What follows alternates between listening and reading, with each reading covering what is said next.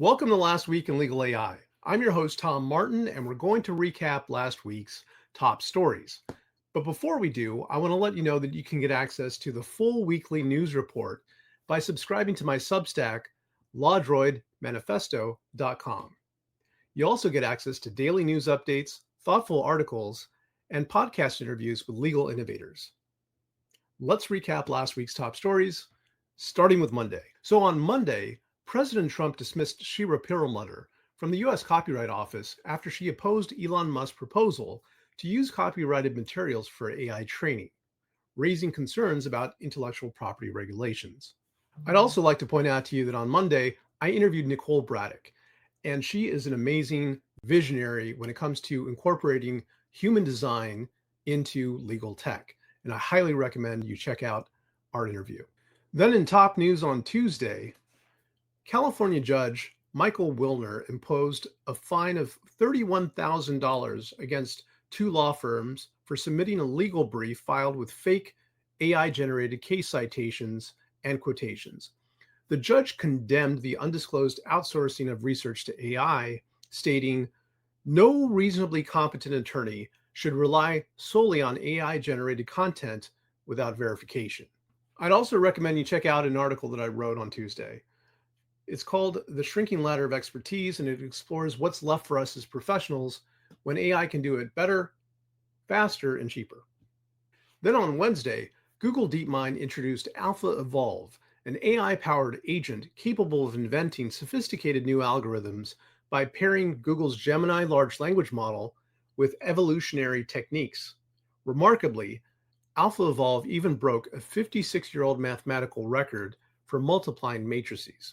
And if you haven't already, I recommend you check out my generative AI textbook that I've written for faculty and students. And by the way, you as a subscriber can get access to it. It is Generative AI in the Delivery of Legal Services, available at genailawtextbook.com. On Thursday, the FBI warned that hackers have been using AI-generated voice messages to impersonate senior U.S. government officials in attempts to access personal and official online accounts. Since April, attackers have targeted federal and state officials, potentially aiming to leverage compromised accounts to extract sensitive information. I'd also like to point you to an article that I wrote, Through the Looking Glass.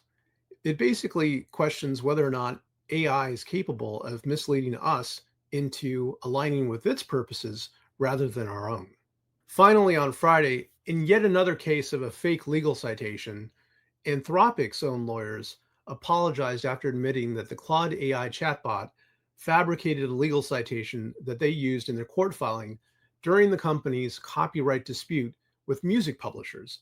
The citation had an incorrect title and authors, and it was overlooked by the firm's own manual check. I also recommend that you check out an article that I wrote on Friday called A Better Judiciary Makes a Better Society. In that article, I profile Elisa Schatzman and her achievements, and it's the first in a series that I'm calling Profiles in Innovation. It's a fantastic story, and I highly recommend that you read it.